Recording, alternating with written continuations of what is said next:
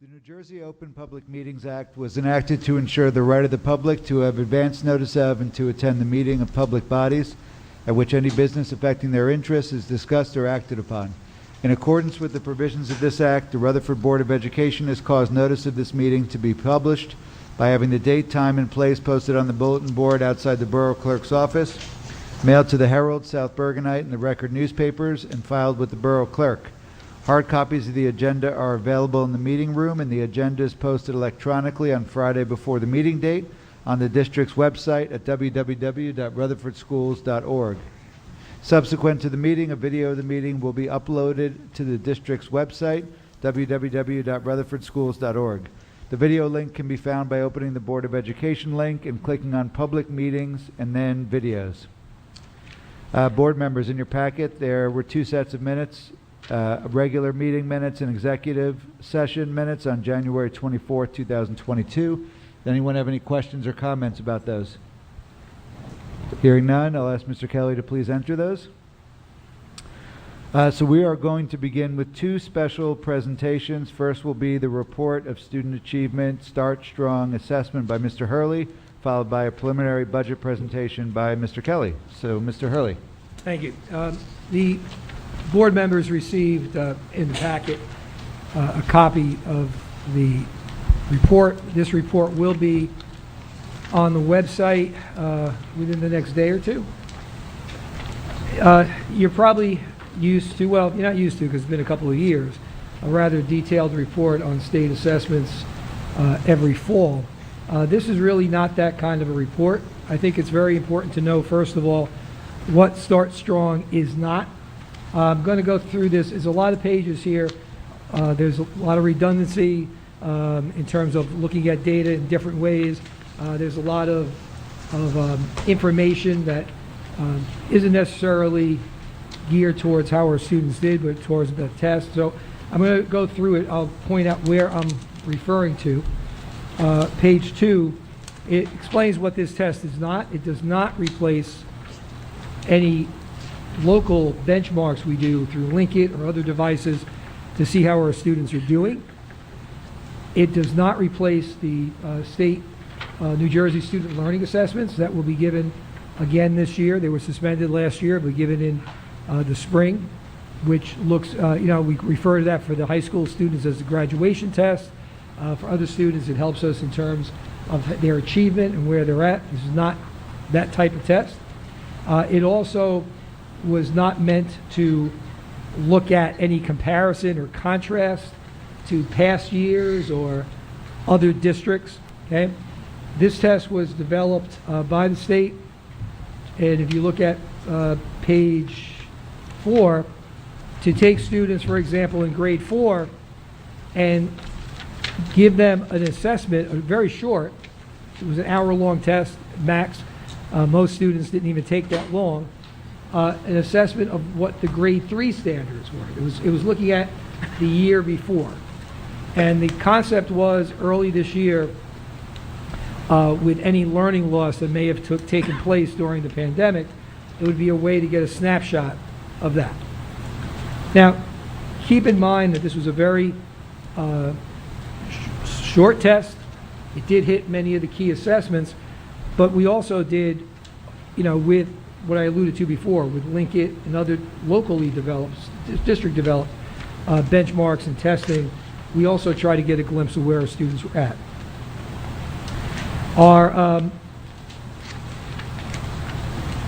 We'll jump to page 9, and you'll see that on those charts, our participation rates were very high.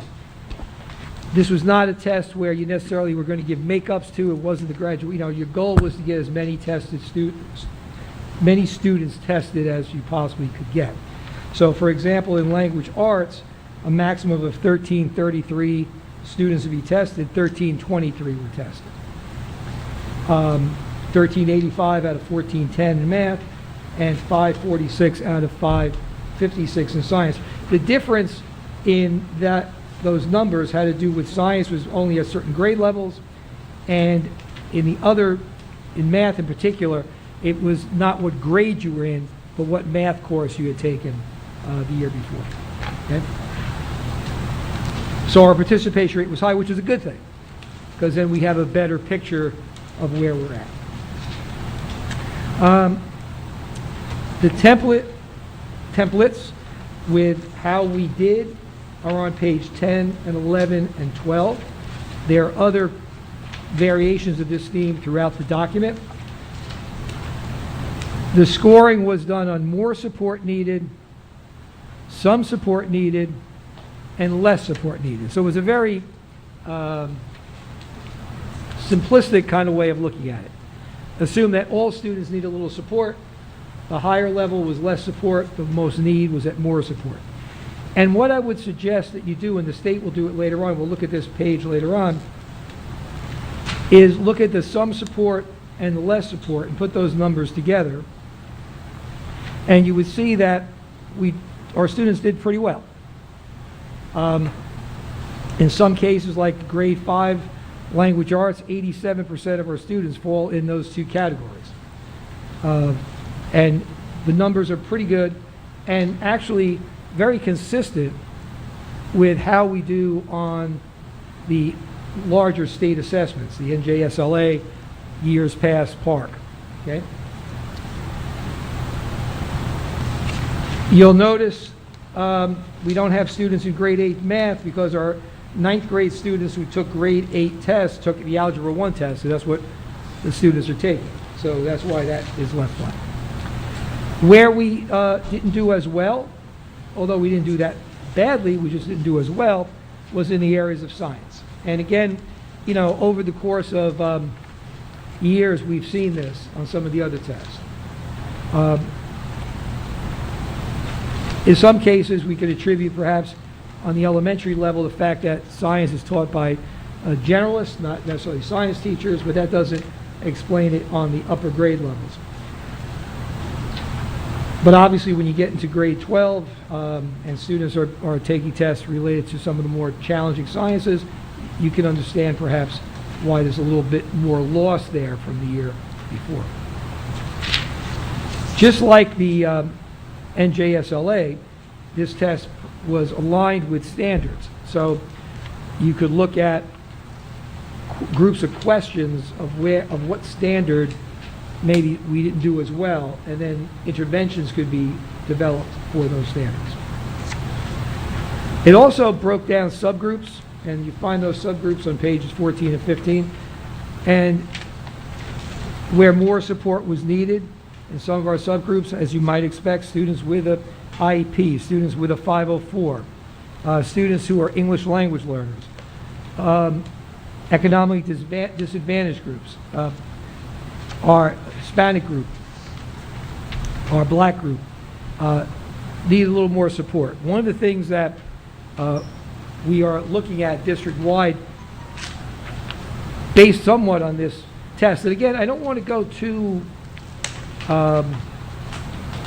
wild about these results. It's a very limited test in September and October following the pandemic. However, when you look at trends and we're looking at subgroups, we've had a conversation, I had a conversation with the administrators, and we're going to have a little deeper conversation this week when we meet, that, you know, I think when we look at ourselves from the, you know, the upper deck of the stadium, we do very, very well.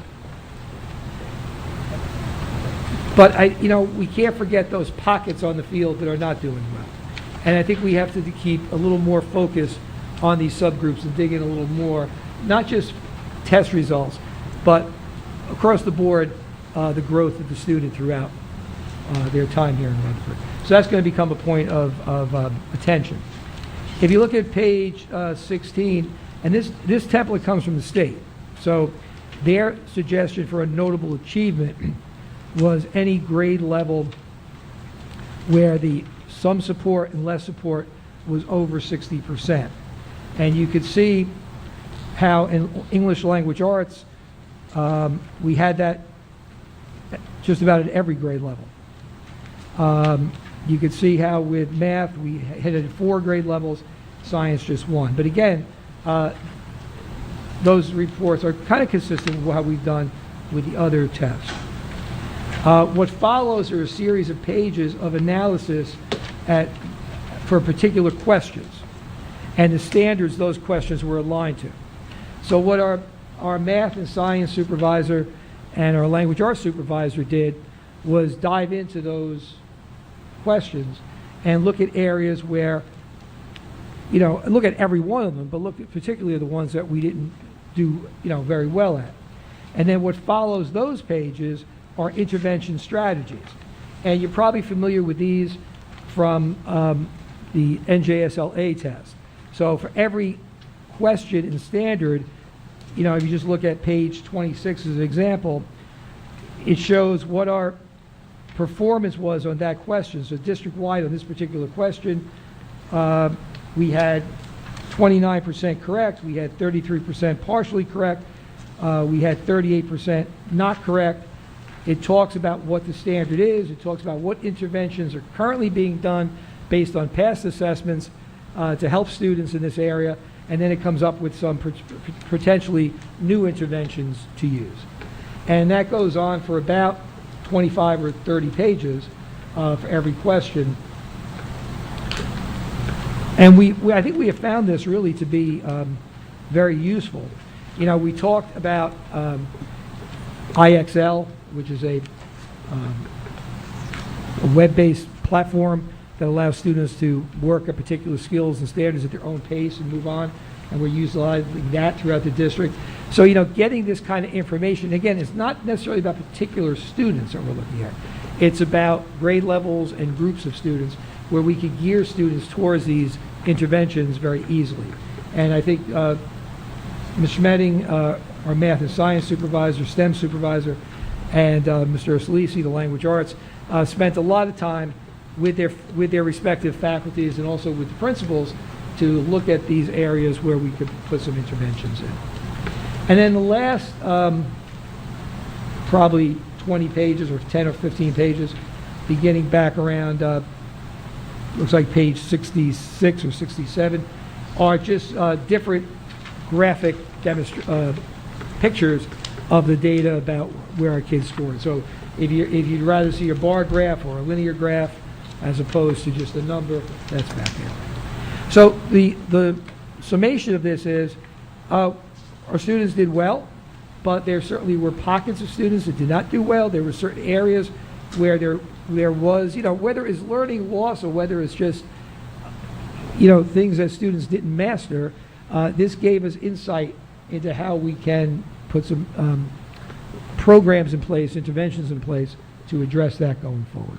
Okay? This is a one-shot test. From what I'm understanding, this will not happen again. We will be back to the normal state testing. But this was, I think, a good, quick, and easy tool to give a snapshot into what potentially learning loss was there. Okay? So again, for folks who may be listening, who don't have this rather voluminous document in front of you, it will be on the web in the next day or two. Parents did receive information about their child's performance and some other information about the test a few months ago. And if there's any questions from the board, I'd be happy to try to answer them. Questions from board members? I just had one question. So this was really, really thorough, the booklet, but also your description. I appreciate the follow-up and next steps. So, as we think forward a year from now, or when other state tests come out, there's not really a way to compare how our students are progressing against these results, right? Except more anecdotally or through sort of future state testing? Well, you could look at large numbers. We do have data on individual students. We could look at, one of the things, I had this conversation today with the county superintendent, in fact, because we had our CUSAC people in. One of the things that NJSLA is doing a better job, much better job than what Park did, was to try to look at student growth. Because, we still use the test. When I say we, I mean the community, the board, school administrators say, oh, we didn't do well. We failed 11th grade language arts because our scores were low, or we did a great job in 11th grade language arts. But the real reason of this test is supposed to see how the student did maybe on 9th or 10th grade language arts, and is he progressing? It's to look at growth. Now, you know, in all honesty, I think one of the reasons why that the state doesn't come out with a lot of information there is it's a mammoth. It's a lot easier just to give large number of data than it is to try to look at growth for all students in the state. But what we try to do with our PLCs that meet is to take a look at that.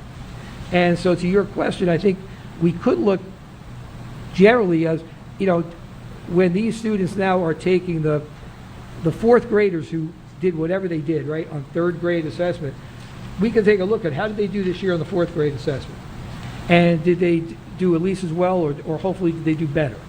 We could also look at these questions when the supervisors, the teachers get the question that, and again, the question may be different, the question of, but the standard that there are interventions, did we do better either holistically or individually on that standard where there was a problem last time? But the point I'm making is we have to try to get out of the mindset that we're all in, including me, that we keep looking at, well, last year 11th grade did this and this year 11th grade did that. You know, that's not what we should be looking at. What did 10th grade do last year? Let's see how we had growth, because the idea should be about student growth, right? I mean, that's what an SGO is a student growth objective, not a grade level, because it's comparing, you know, last year's team to this year's team. It's a different team. So we want to look to see how things are growing. So yes, we could do it, but not specifically to this test. We would look at those questions. It's a lot of analysis that our supervisors or teachers really have to do with this data to really give it its meaning. You know, that's really what the purpose of this is. I mean, by law, I have to report to the board and to the community any of the state test results within 60 days of us getting them. Okay, but and it's very nice to pat ourselves on the back when we do well, or it's very nice to say, well, we're going to address the areas we don't do well. The real point of these tests is for the teachers and the supervisors to dig into them and look at how we can adjust curriculum to meet areas of need. And that's harder to report on. All right, thank you. Other questions or comments? Hearing none, we're going to move on to Mr. Kelly's special presentation.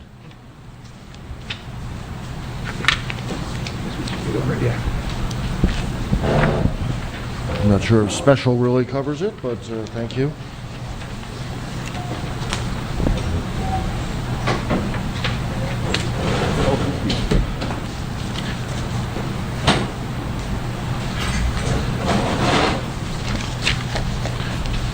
So I'm here to tell you a little bit about the upcoming budget for the year 2022-2023.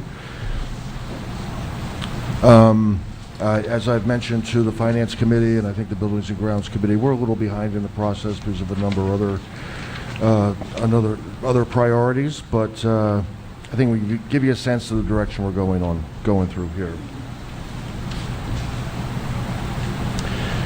As always, we can't manage this. There we go. We look at our budget objectives at the start of the process.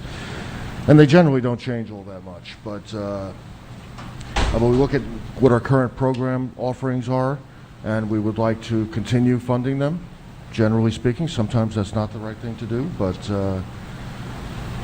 in this case it is. We want to provide for facilities improvements and maintenance and repair, and we want to look at our staffing needs. So we're going to dive a little bit more into each of those things. First, I have to share with you the Greg Racine slide here. Slide. Especially the tally slide. I'm just carrying on the mantle. This is an analysis of historically our budgeting relative to similar districts in Bergen County. The comparison here, it's hard to read. It's hard for you to read up on the screen, but I'll read the districts we're talking about.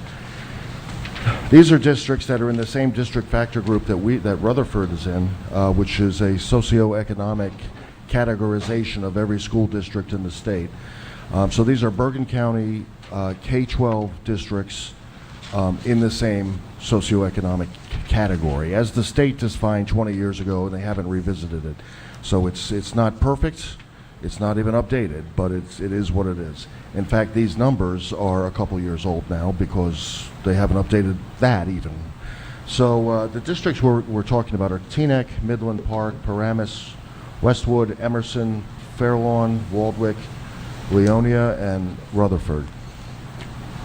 And these are looking at aspects of the budget that are consistent among all districts. So it would be teaching staff, it would be custodial staff, but it may not be transportation, for example, because we're not a busing district.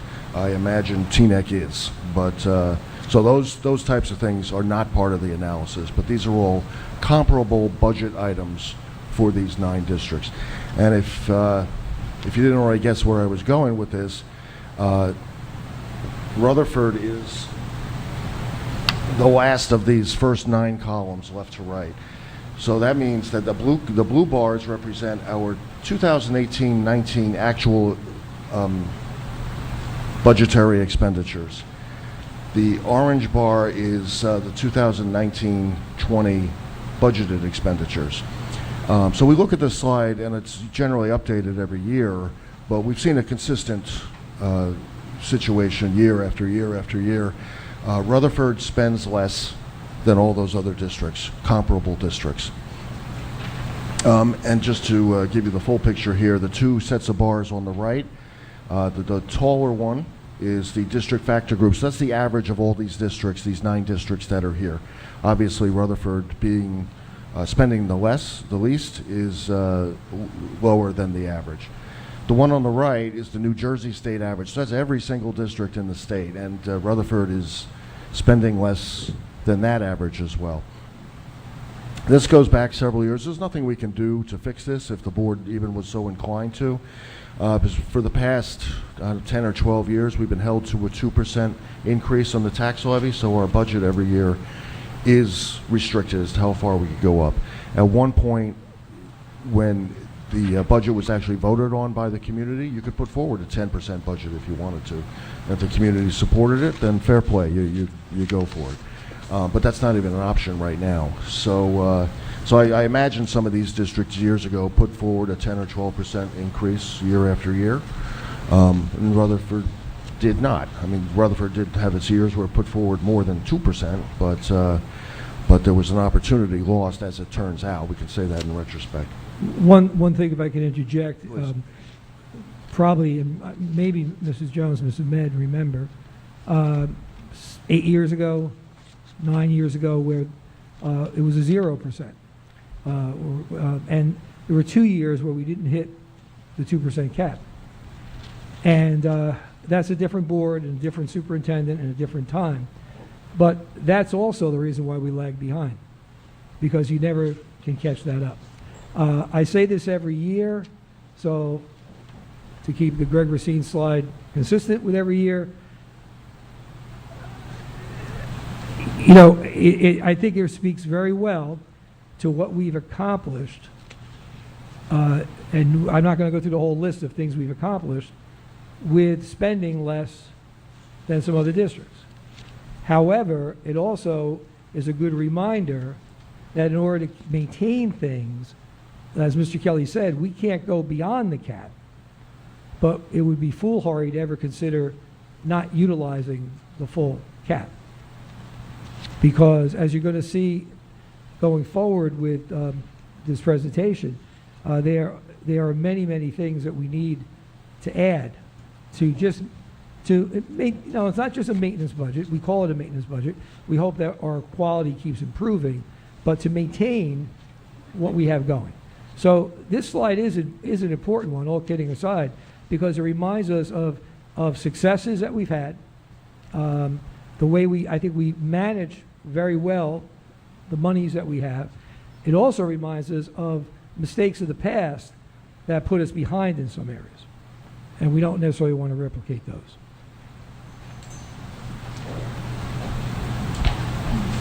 Okay, when we talk about building the budget, we look at our sources of funds. There are four main sources of funds. There's the local tax levy, which is the lion's share of it. It's a good 92% of our budget comes from the local taxpayers. State aid, federal aid, and some miscellaneous. We'll just dive into those a little bit deeper here.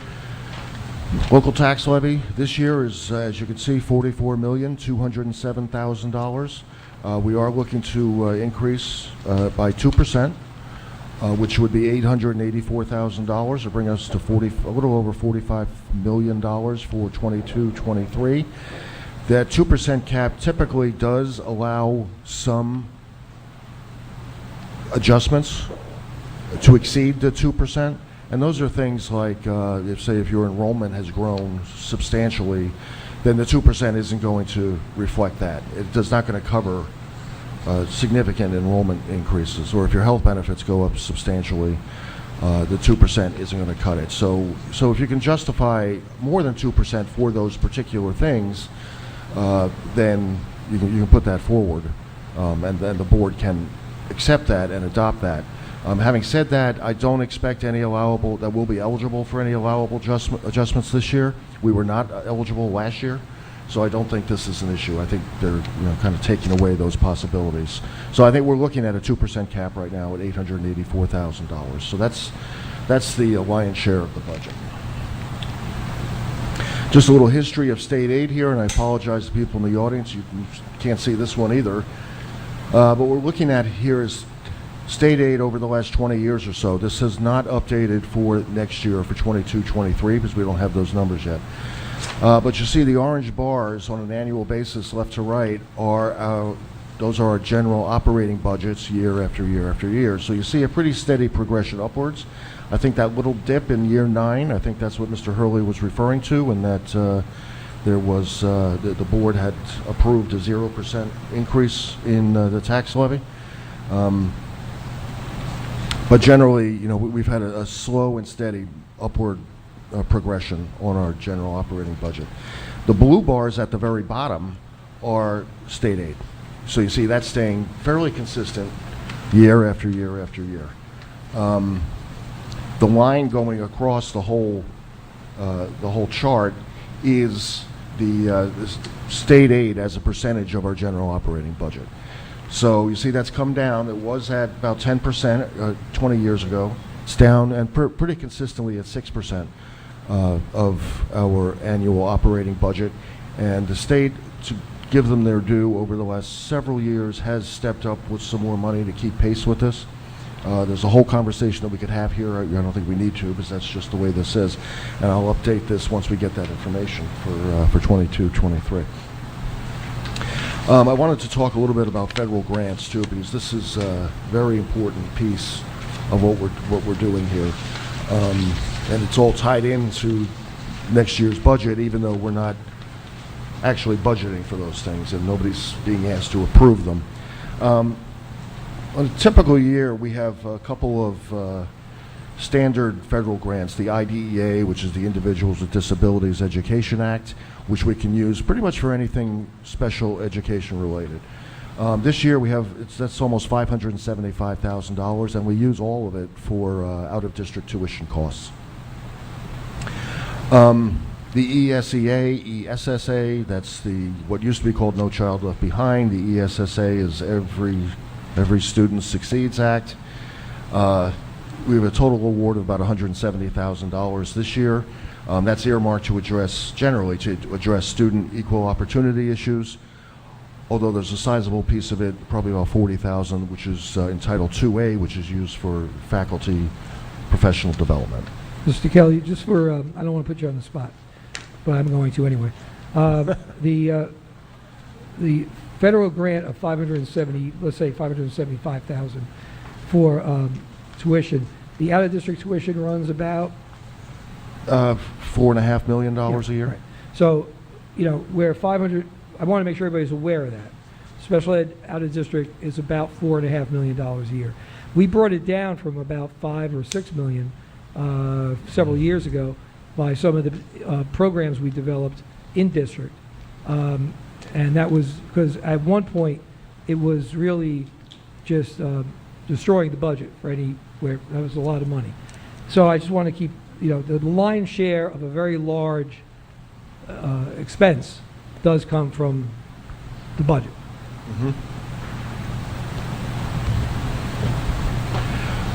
Okay, so those are pretty standard year after year.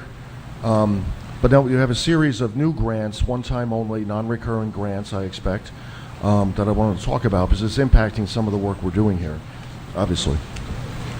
First, going back a couple of years, was the Coronavirus Relief Fund. We received almost $79,000. This came in immediately upon the advent of the coronavirus and shutting down and all that.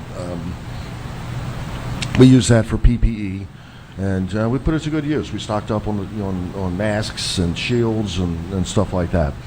Following that was the ESSER, the CARES Act, $173,000. We use that for PPE as well. We also use it for devices, computers, so that equipment that were needed to accommodate remote instruction. So it came in very handy there, and I think we achieved every success we could have hoped to with that program. We can still spend that. There is still a little money left in there, so we'll look to spend that through the end of September. Following that, we had Carissa, the ESSER 2, which is $763,000. See, these are exponentially increasing here. Here, too, we had the option we used it for devices, equipment, and software to accommodate remote learning, and also to address learning loss, to address students' return to schools and issues that arose there, and also PPE. We could have also used that for facilities projects if we chose to. We opted not to because we thought that money was best used for these purposes. But hold that thought. Now we have ESSER 3, which is $1.8 million. That application has not yet been approved by the state, so we're not spending it. We have until September of 2024 to spend it. This one, similar usage permissible as an ESSER 2, but we are we intend to dedicate the lion's share of this to facilities issues. We're going to look to start replacing univents in classrooms. There's a lot of univents. They're working fine. They're working well. The technology is obsolete, and once they go, then it's going to be a problem. So we've asked our architects to put together an inventory of the univents that will ultimately need replacing.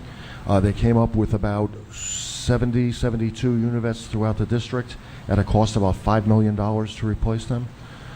So we're going to start, our intention is to start a program to replace some every year.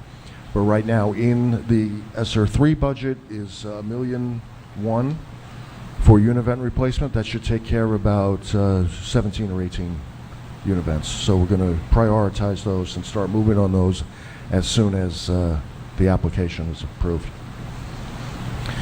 Just as another point, although there's a lot of freedom, as Mr. Kelly said, to how this money can be used, there's also certain requirements.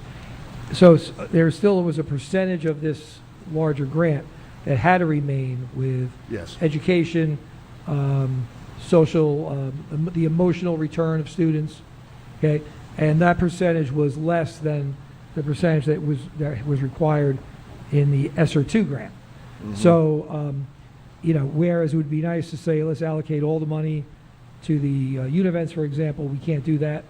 On the other hand, some of the programs that we have brought in, and we talked about these programs earlier in the year with zero period classes that catch kids up and Care Plus and the like, they're valuable programs.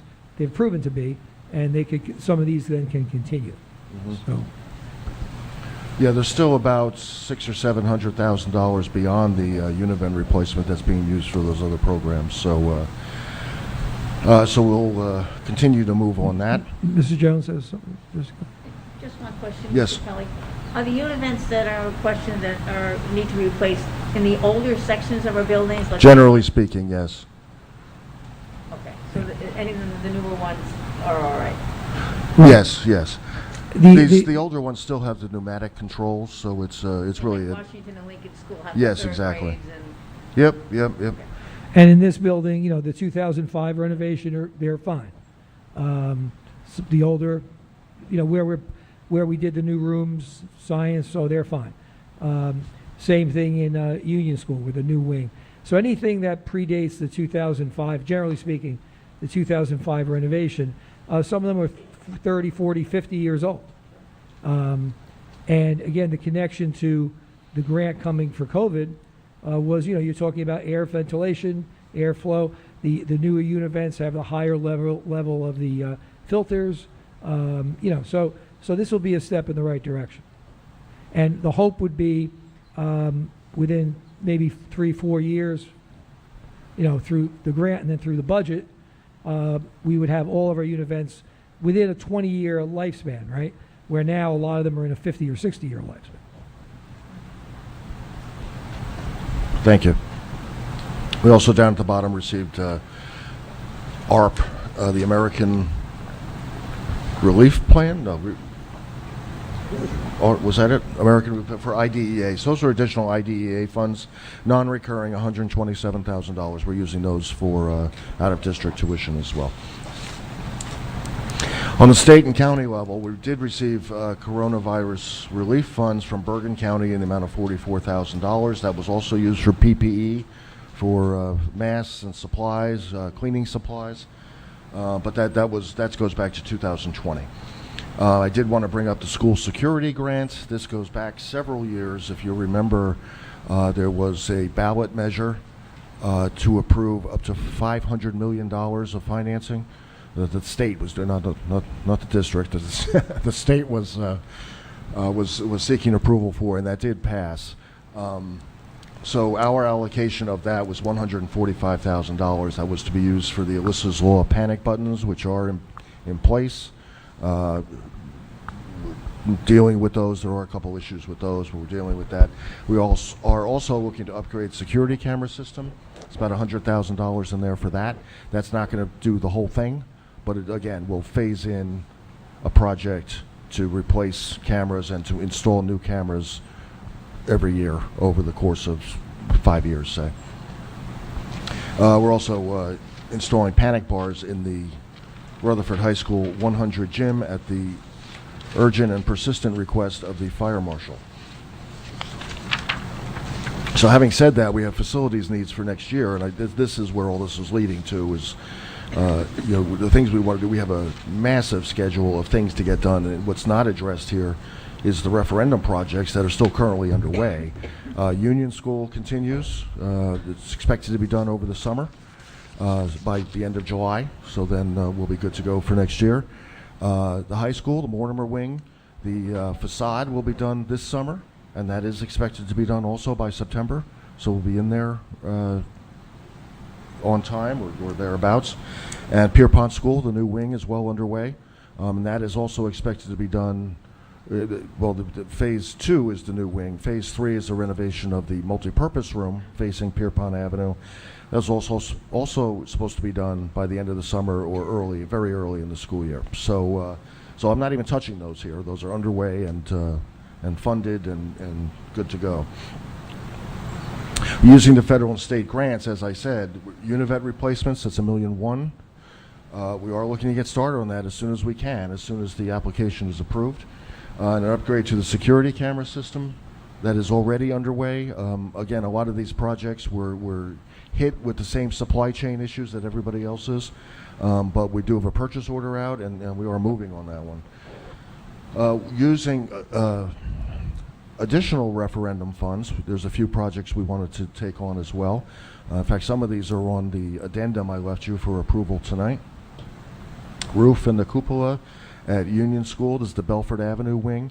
That's been leaking like a sieve lately, so it's time there. So that's about $550,000 for those two projects. Also, the apron and the pathway at Union Middle School, that's in front of the brand new columns, that whole sidewalk that heads down toward Union Avenue. It's looking pretty shabby once the columns were put up and the improvements to that area, so we'll get that done. Floor remediation, this was a project that was completed in the summer of 2020 We did about a dozen rooms in Union School. The issue has now popped up in the offices and I think a couple classrooms adjacent to the offices, so we'd like to get those done as an extension of that original project. In addition, we're looking to replace the roof on the 1912 original wing at Lincoln School, $665,000.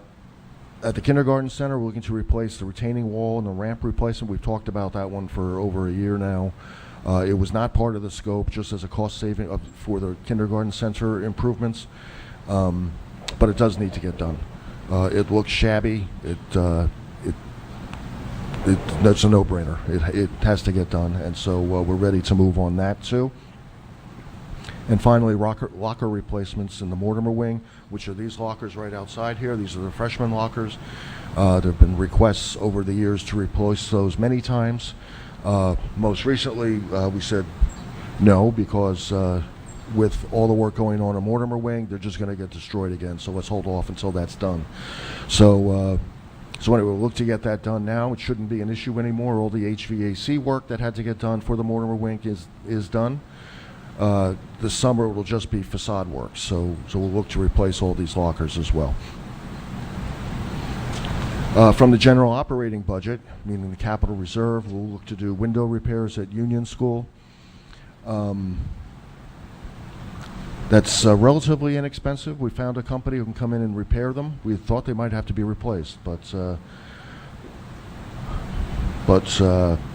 simple repair will work. And I think that's most of the windows throughout the building, but we'll get that done. Washington School needs a new intercom, PA, and bell system. Technology department is requesting miscellaneous servers and switches. Those do have a shorter lifespan, say 5 years.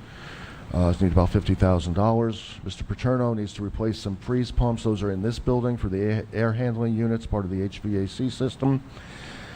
And as always, we have our SDA assessment from the state, $75,000, which we have been paying out of the capital reserve.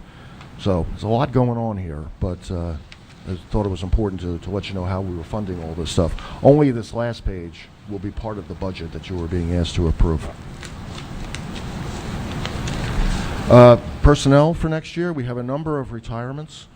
I think I didn't bring that with me, but I think we had about a dozen of them coming up as of the end of the school year, which has resulted in about $285,000 worth of breakage. Breakage being the savings you get by the retirement of a highly paid, experienced teacher and replacing them with a newer teacher at a lower salary. So that difference is the breakage. So the $285,000 will help us to fund the additional staffing. We need 4 more teachers at Pierpont in the new wing. So we need to, that was the purpose of the addition. So now we need to staff up. Some minor additions at other schools, half a math teacher at Lincoln. We currently have, we have a teacher who's half math, half RTI. But ESL, excuse me. That's right, ESL.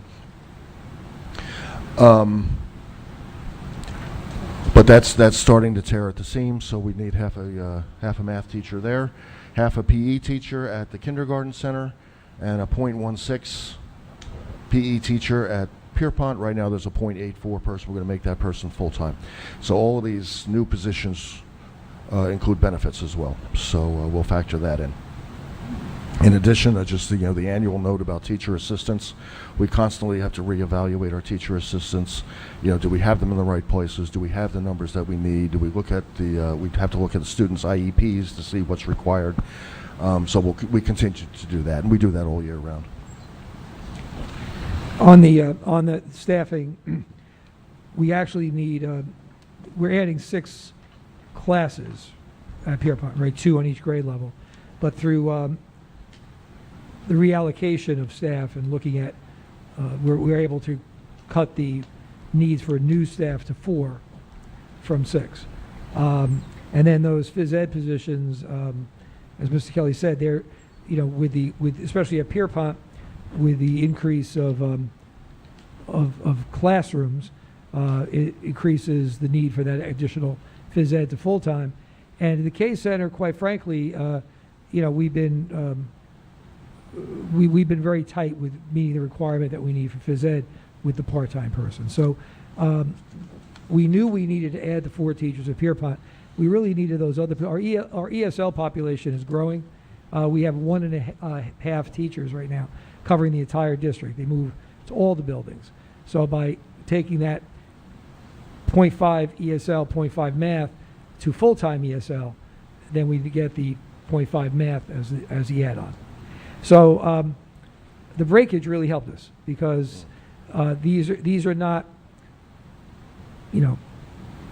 extras. These are real needs to address student population. So the breakage really helped us. And I just want to talk a minute about out-of-district placements. This is one of, and always is one of the drivers of the annual budget process, looking at the number of students who need to be sent out of district, because we can't accommodate them with our programs here. We do look at other, we look at service providers. We start with the South Bergen Jointure because that's a local school district. It tends to be less expensive, good programs. So if they can accommodate, then that's where we go. But often we go to other public school districts, or we have to go to private schools, and those can run the gamut price-wise. So anyway, there's there's a constant effort to reassess where the kids are placed and the treatment that they're getting, the services that they're receiving. And just another chart for you, going back about 20 years, the blue bars, the vertical bars, are showing the budget year after year, and you see in 15-16, that's the tallest bar. That's before we started bringing back some we created programs in house and brought some of these kids back, such as the pre-K program. But see, we've been fairly consistent beyond that. The blue line is the number of students who are placed out of district. Been fairly consistent the last 8 years or so, but that could explode at any time. So going forward, we're anticipating state aid figures on Thursday, February 24th. Notice the asterisk because there are currently bills in front of the Senate and the Assembly to push that date back by 2 weeks. This does follow, it always follows the governor's budget address, which is supposed to be done on February 22nd. State aid figures are by law released 2 days after that budget address.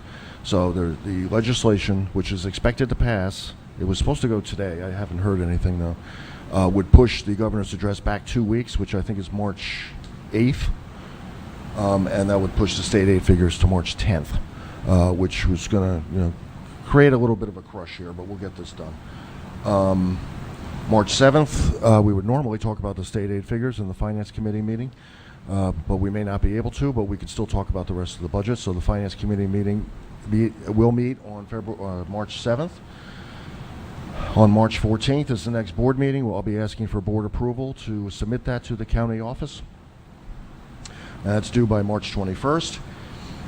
They have about a month or so to approve it, ask questions, push back, do whatever they're going to do. And then at this point, we're planning on April 25th, board meeting then to be the public hearing on the budget, and we'll ask for the board's final approval of the budget, and we'll move forward from there. Okay. Any questions?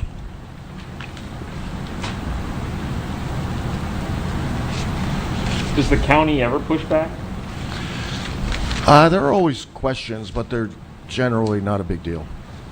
For other districts, I can't speak to that, but for us, no, it's really just clarification.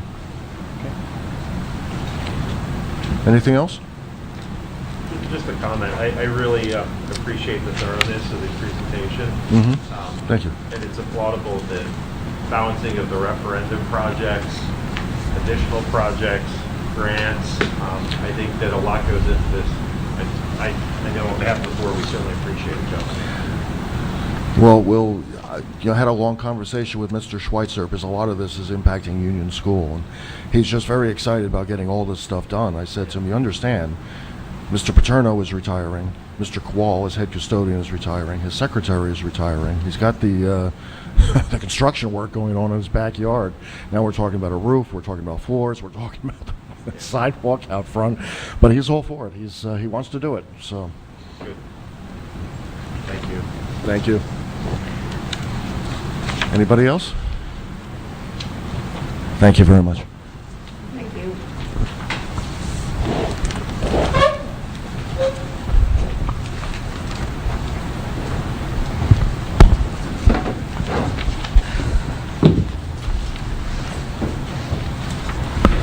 And just to clarify, I think the Greg Racine slide used to be called the Sally Librera slide.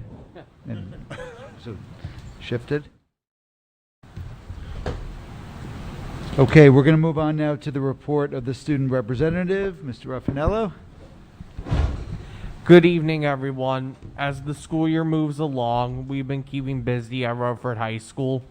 For the past 2 weeks, student council members were selling Valentine's Day grams and teddy bears. The teddy bears were delivered to the homerooms today for people who bought teddy bears. 10 FBLA students will be competing in the state competition, and 6 FBLA students will be participating in the Consumer Bowl this Thursday. The academic decathlon team took first place at the regional competition and will be competing in the state finals on February 26th. Congratulations to Mr. Narazny and the entire academic decathlon team for being ranked first in the state heading to finals. Congrats to Harmony Marquez as well for scoring 1,000 points in basketball. Heroes and Cool Kids members went to Pierpont School last week to meet with the 6th graders to discuss building character. This Thursday will be the 8th grade orientation, where 8th grade students from Union School will be visiting the high school for a tour of the building and will be introduced to Mr. Rao and Mr. DeBarry and the guidance department. Students will be going over the curriculum guidebook to see what classes RHS offers and begin their scheduling for next year. Union School counselors Ms. Mastro Piero, Mr. Tazi, and Mr. Rabinovich will also be going over the process with the 8th graders. The fashion show was a great success, and everyone who participated and or passed out prizes had a great time. It was a great night to walk on the runway to different clothing styles. On March 2nd, students enrolled in public speaking, both semester 1 and current semester 2 students, and members of the Future Teachers of America Club will be visiting the Kindergarten Center, Lincoln School, and George Washington School to read to the students at the elementary schools for Read Across America Day, which we call Read Across Rutherford. In closing, thanks for listening to my report and have a great night. Thank you, Mr. Raffanello, for another thorough report. Any questions or comments by board members? I would just like to, something I was going to speak about, but I'm glad you did, Rich, was the academic decathlon.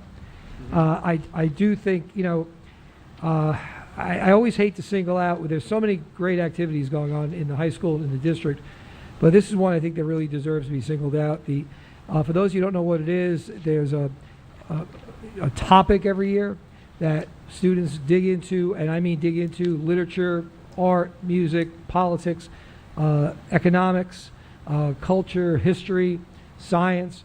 They start working on it in August. They work 2-3 days a week to prepare themselves. There's quizzes, there's speeches, there's essays, there's interviews.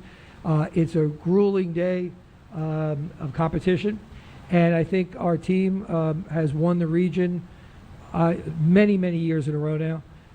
The region consists of mostly the North Bergen County schools that a lot of people consider to be the real, heavy hitters. Well, I think we're right there with them because every year we come out on top.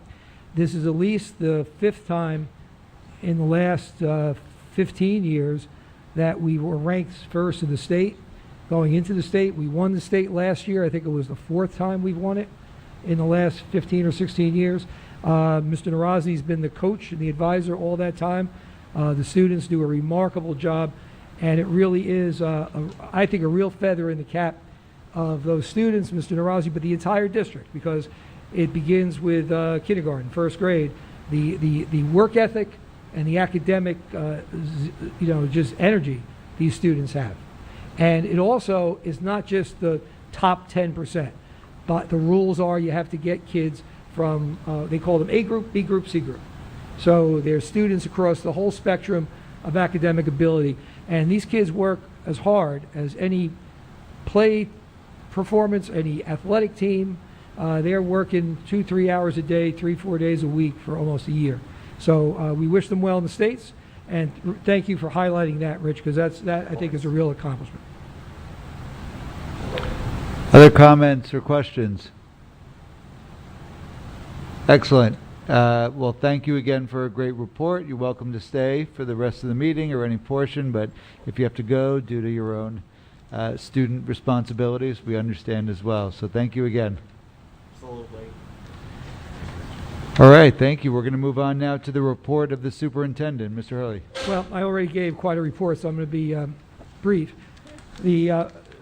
Just two topics. One, well, there were three, the academic decathlon. The second topic has to do with CUSAC. That's our county monitoring that we get every 3 years. Last week of January 25th, we were visited by the county monitors for the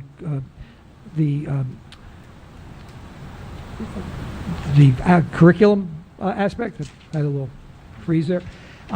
Today, I met with the county monitors for to cover to cover governance, operation, and personnel. And then the fiscal and facility visit is going to come sometime in the next week or so. It's a very, very thorough look at all of our programs, all of our operations. We did a self-assessment, if you remember. We scored very well on that. All the indications we're getting back is that our self-assessment's been accurate, and those scores will reflect that. But we don't get the report until sometime in the spring. I think by statute, they don't have to give it to us until June. So we'll see when we get it. But it went very, very well. And the benefit of it, even though it's a lot of work, gathering a lot of evidence, a lot of, angst when someone's coming to monitor you, it really does allow you to do a good self-assessment and look at areas that maybe need to be addressed a little bit more than you thought. Even if they meet, the idea is there's not meeting the standard, right? The idea is to try to exceed that standard. So it's good that every 3 years we do this self-audit in anticipation of the monitors coming in. And I'll keep you apprised of that. The other is the mask mandate, which has been lifted, as we know, by the governor. We will be going optional mask by March 7th. I am still waiting on, those guidelines that the governor mentioned that are going to come from the Department of Health, Department of Education. Things like, are there going to be any changes to contact tracing, quarantining, things of that nature? Any other regulations that are going to be added to or taken away?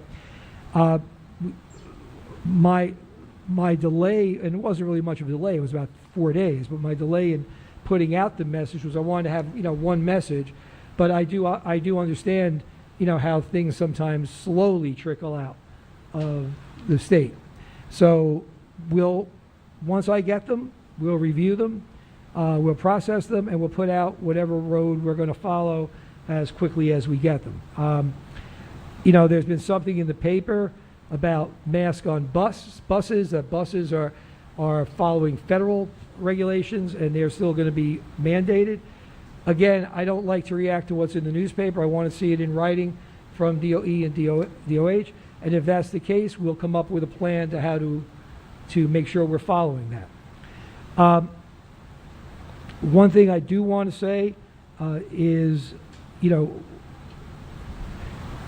don't want anybody, if people are feeling comfortable, they want to wear a mask, by all means wear it. I think one of the things that has happened in the last 2 years, we've paid a little more attention to things like washing our hands more, being a little more conscious of when someone's feeling ill or, maybe to distance themselves a little bit. And although there have been ups and downs, right, with COVID, there have been a lot of downs with things like flu and colds and the like. So I think we're going to see going forward, there'll probably always be some segment of the population that's going to wear a mask. And if that's the case, that's the case. We also, like I said in my letter, we're not going to just say, oh, it's over. No, it's not going to be over, right? We're still going to be working with Department of Health and making sure those things, like I said, the hand washing and common sense, right, are still in place. We may not remember, but in the summer, the governor lifted the mask mandate. We lifted it for our summer programs, and it worked it fine. We had about, I don't remember the exact numbers, maybe 60% of our kids didn't wear a mask, 30 or 40 did. About the same maybe with faculty and staff, and it worked fine.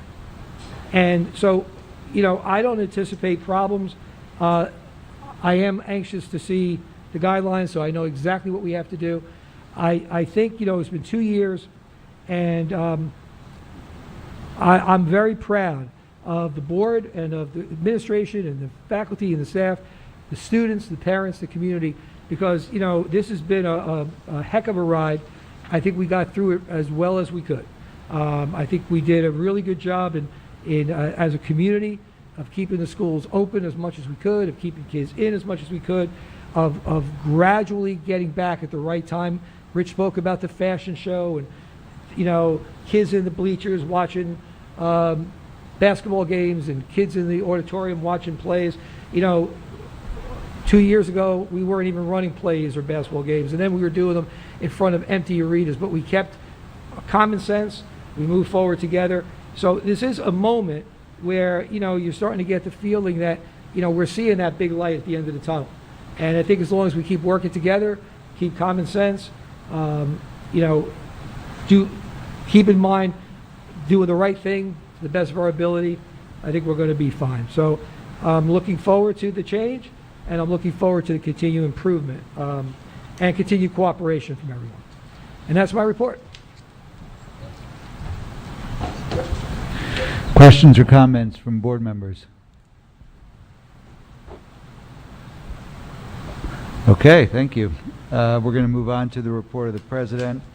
I was going to echo a couple things that Mr. Raffanello said, academic decathlon, some other things, what Mr. Hurley said. So the only thing I have left to say is that in your board packets were updates to district goals. Just wanted to thank Mr. Hurley for putting those together just to get a sense of where we are as we're proceeding during the school year. So I think it's a good opportunity for everyone to make sure we're versed on these. But that's it for my comments. Questions for me? I left out one. Mr. Hurley?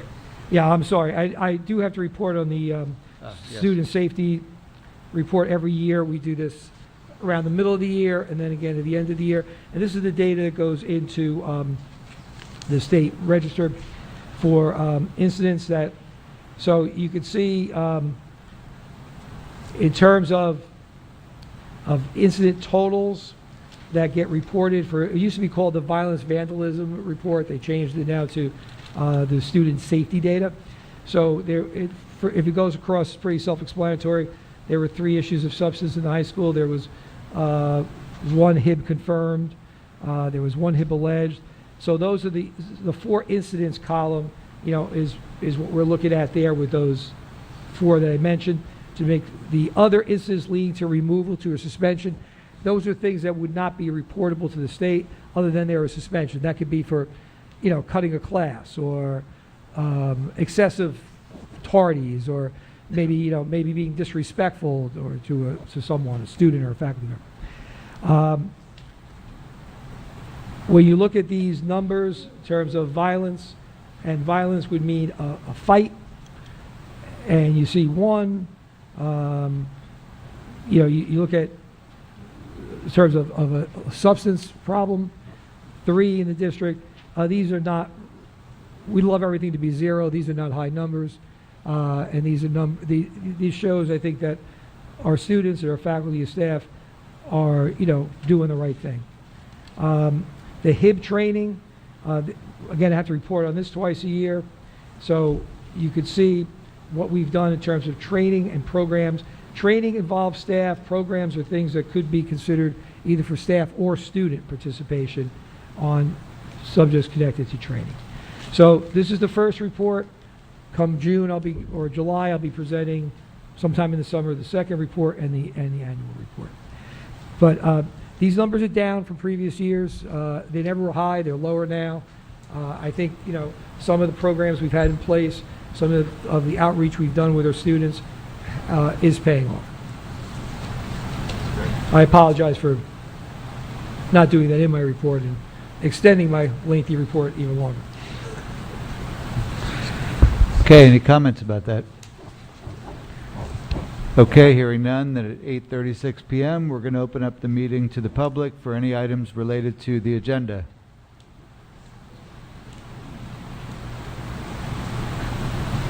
Okay, hearing none, at 8:37 PM, we're going to close the meeting, and we're going to move on to new business where there is action to be taken. So we're going to start with personnel. Mrs. Ahmed. Thank you, Mr. President.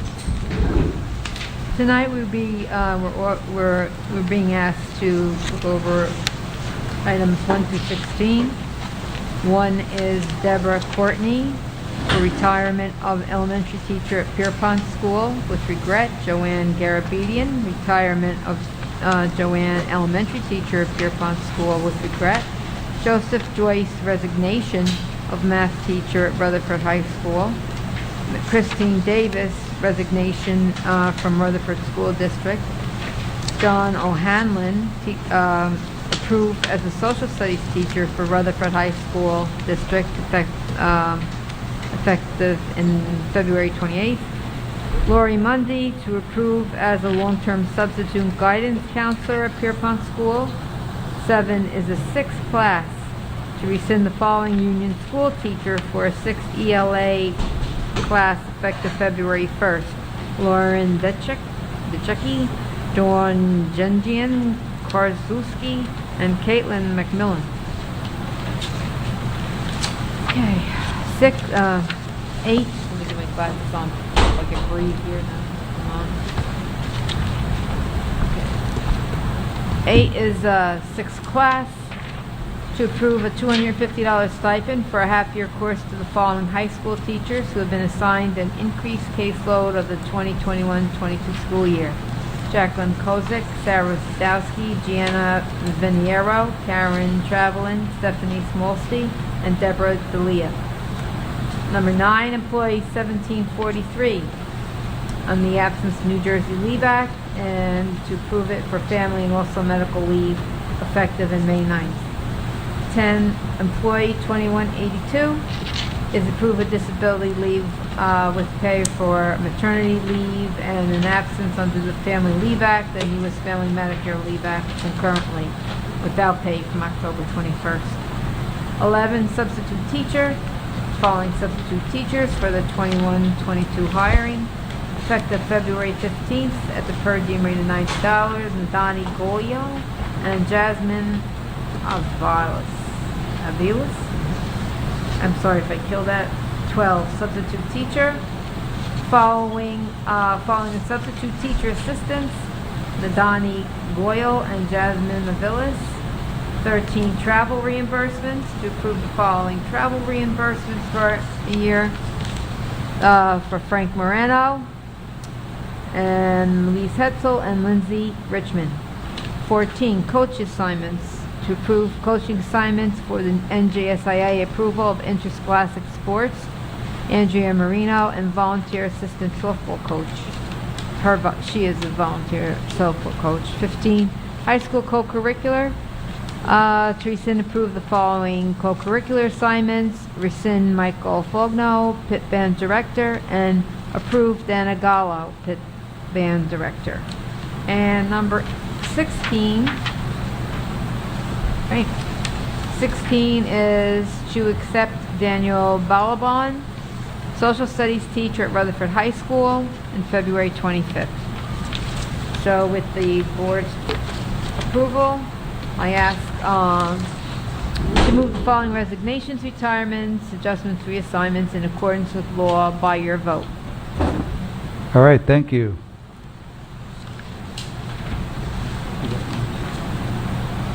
Questions or comments from board members? Nope. Ms. Jones? Congratulations to Joanne Caribbean for 34 years Yeah. in our district. And there was one in the high school also at the, had a launch. Oh, Pierpont, Deborah Courtney. Pierpont, thank you. She was at Union for a while, Deborah Courtney. about half her, a little more than half her career at Union. Oh. Yeah, So and, that was and it. both of, as we said, we have 11, I think we have 11 retirees this year, and we'll be, commenting on all of them in June, but there's some fixtures in the district for a long time that'll be leaving.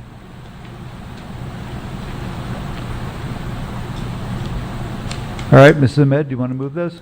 Or did you already move them? You already with- moved them. with- Do we have a second? All right, Mr. Bogosian. Any last comments or questions? Hearing none, Mr. Kelly, please take roll. Mrs. Ahmed? Yes. Mr. Bogosian? Yes. Mr. Conti? Yes. Mr. Healy? Yes. Mrs. Jones? Yes, Mr. Mazzone? Yes. Dr. Racine? Yes. Mr. Sprayberry? Yes. Dr. Oladi? Yes. Motion's carried. Thank you. All right, thank you. We'll move on now to curriculum and instruction. Ms. Jones. Mr. Hurley asked us if we needed a meeting for curriculum and instruction. It was to improve the curriculum guidelines and textbooks that are listed. We all agreed that we didn't need to have the meeting. So Resolution 1 is curriculum guides, textbook approvals, comprehensive health and physical education, social studies, STEM, math and science, world languages, and Spanish. Resolution 2 is ELL 3-year program plan. This is for English language learners. Resolution 3 is the service provider. The agency is Horizon Healthcare Staffing. Rates for LPNs and RNs. 4, out-of-district placements. 5 is field trips. 6 is an HIV bullying decision. 7 is home instruction for 1 student. And 8 is the establishment of the School Safety Climate Committee with administrators and a parent from each school, too, for each school, not including the kindergarten center. And that would be it. All right, thank you. Questions or comments from board members? Dr. Racine. For number 1, the changes, those are just the standard, you have to change one word to another to meet state guidelines kind of thing? There were things that came out of the CUSAC process where there were some of the new standards, for example, diversity was mentioned, but it had to be mentioned citing both laws that deal with it. Interdisciplinary studies may have been mentioned in a blanket statement, and they need a little more specificity. So it was just tweaking a few areas. Okay. Now, those particular course outlines were outlines that the monitors looked at. We're going to review them all to see if the same changes have to be made. There'll be a lot of courses that need to get approved prior to next September. If you remember, the standards get updated every so many years, and it was they were supposed to be done for this September, and then because of COVID, they ruled them to next September. But we had gotten about half of them done, so we approved those, but the other half will be coming. So any other tweaks like that we'll throw into that pile when we do. Okay. Other questions or comments? Hearing none, we'll move this. I move resolutions 1 through 8 on the curriculum and instruction. All right, we have a second. Mr. Healy, any last comments or questions? Hearing none, Mr. Kelly, please take roll. Mrs. Ahmed? Yes. Mr. Bogosian? Yes. Mr. Conti? Yes. Mr. Healy? Yes. Mrs. Jones? Yes, Mr. Mazzone? Yes. Dr. Racine? Yes. Mr. Sprayberry? Yes. Dr. Oladi? Yes. Motion's carried. Thank you. Okay, we'll move on now to finance. Dr. Racine. We had a finance committee meeting on the 1st, and it was mostly what Joe just showed us, right? Along with talking about our audit, which is delayed as everything is delayed this year. Not for our fault, the auditors are backed up. And about a grant which is going to be on the agenda tonight, the local recreation improvement grant. Right. There are 6 items on the agenda. Number 1 is the approval of bills. Number 2 is the Secretary's report. for January. 3 are the budget transfers. 4 is the donation of crayons and colored paper to the K Center from Regina Apolito. Number 5 is that local recreation improvement grant that's for the pool for $115,000. And number 6 is the we do every year 4-day transportation services with the South Broken Joint Share. Yes. If I may, number 6, Please. that should actually be 2022-23, not Okay. 21-22. Great. Copy paste from last year, right? Yeah. All right, with that change, questions or comments? Hearing none, Dr. Racine, you want to move this? I'd like to move items 1 through 6 in finance. Second, Mr. Mazzone, any last comments or questions? Hearing none, Mr. Kelly? Mrs. Ahmed? Yes. Mr. Bogosian? Yes. Mr. Conti? Yes. Mr. Healy? Yes. Mrs. Jones? Yes. Mr. Mazzone? Yes. Dr. Racine? Yes. Mr. Sprayberry? Yes. Dr. Oladi? Yes. Motion's carried. Thank you. All right, thank you. We're going to go on to policy. Mr. Healy, do we have an update? We did not have a committee meeting since our last board meeting, and tonight there are no resolutions. Okay, thank you very much. So we will move on to buildings and grounds. Mr. Sprayberry. Yes, good evening. We did have a building and ground committee meeting, discussed a lot of the improvements and the budget and stuff with Mr. Kelly. So really good meeting. We have 5 motions this evening to move. We have a change order at Union Middle School. We have the K-Center ramp replacement with the handrails, roof repair replacement at the high school, a roof replacement at Union Middle School, and a roof replacement at Lincoln Elementary School. So, I'd like to move those motions for approval. All right, any comments or questions? All right, hearing none, do we have a second on the motion? Ms. Jones, any last comments or questions?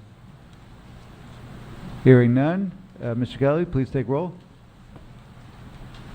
Mrs. Ahmed? Yes. Mr. Bogosian? Yes. Mr. Conti? Yes. Mr. Healy? Yes. Mrs. Jones? Yes. Mr. Mazzone? Yes. Dr. Racine? Yes. Mr. Sprayberry? Yes. Dr. Oladi? Yes. Motion's carried. Thank you. All right, so we're going to move on now to old business. Any old business? Hearing none, legislative update, Mrs. Jones? Yes, just 2 quick ones. I think last meeting I had said everybody say a prayer for Cresco. They did approve their $21,663,200 amount, of which state funding would be $8,665,280. This is nothing new as far as construction. It was all to replace the damage that had been done by the storm Ida. So when we think what we've done and all new things, and they just had to replace it, one part goes out.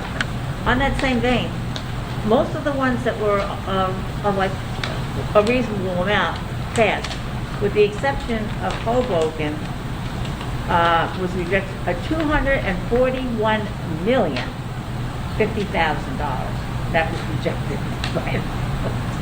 But they were going to construct a new Hoboken High School at the John F. Kennedy Stadium, so I guess they won't be able to have that. And the other thing, especially in the light of the nice little cards that we received for students, there was an article on Thursday, February 10th. Snow days may be a thing of the past.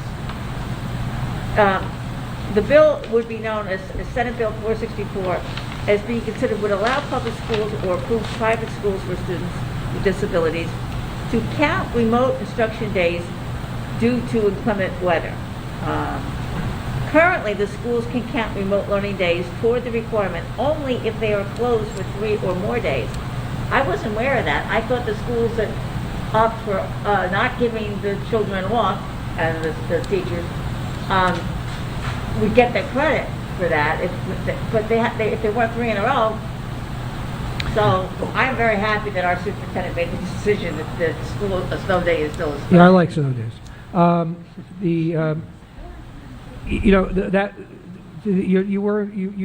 have a right to be confused because they've changed the rules so many times.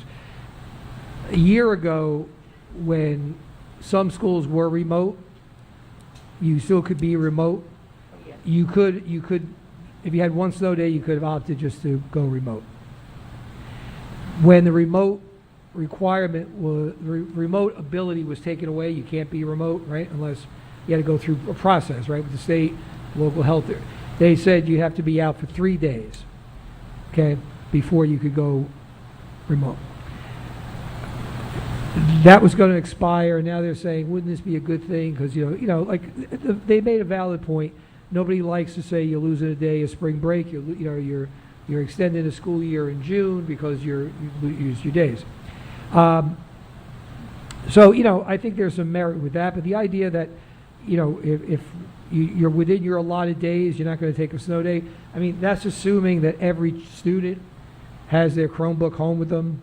That's assuming that every teacher is ready to deliver a lesson remotely. It's assuming a lot of things. So, laws get put forward by folks who never really consider the how things actually function. I'll leave it at that. So, if that law were to pass and we exceeded our snow days, and it meant taking a day away from April or extending, later in June, might I say, okay, we're done with snow days, let's go remote and let's do the best we can with it? Yeah, I might. But the thought of, 8 inches of snow and get out your computer and log in, I'm not a fan of that. And I think parents would rather have the kids out shoveling. No, I'm kidding.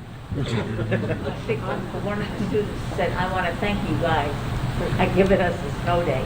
Well, if I go into the elementary school, they think that's the total purpose of my job. Of course. They say, you're the guy that calls, you're the snow day guy. Good work, job. Could be worse. I'm thinking maybe in retirement, I'll travel around, be a snow day guy for every district. So All yeah, right. that law, we'll see where that goes. But it wouldn't mean you had to do that. It would mean you had the option to do it. All right, thank you, Mr. Jones. Oh, can I just say one other thing about legislation, because we have some parents here as well. There's been a change in the school security plan law that every month you have to have two security drills.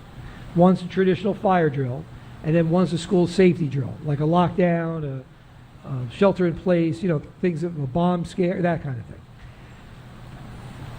The new legislation, which was signed in January, said that for all the school safety drills, after the drill is completed, the school has to send notice to the parents that day to say there was a lockdown drill today, or there was a active shooter drill today. Now, there's a recurrent theme tonight. The state says something, and then the guidance comes later. So in January, we're told the law takes effect of January 10th, but don't implement it until you get guidance, which you're going to get in the next week or two. It's now February 14th, and we still haven't gotten that guidance. Okay? We don't have to worry about it this month, because this month we did a panic. Every year we do a test of all the panic buttons to make sure that everybody who's supposed to get notifications get them. The police get the notifications. Did not impact students, so we don't have to send notice out. But beginning next month, with or without that guidance, parents will receive an email that will simply say, today there was a X drill conducted in school. I'll put something out ahead of that so parents are aware. Doesn't mean anything's being done differently. There's nothing to be alarmed about. It's just a change in the regulation. I think the idea is, like our practice in the school has always been, the students know after the drill it was a drill, right? I think the idea is so that parents know, they don't hear there was a lockdown. I think there was a real lockdown. They weren't notified. They know there was a drill that day. And I also think it's probably good practice for the community to know that we do drill these things on a regular basis. So that's going to start in March. Okay? And hopefully we'll get the guidance by then. Okay, anything else? in the legislative update section? Right, hearing nothing else, then at 8:56 p.m., we're going to open up the meeting to the public for any comments related to or not related to the agenda.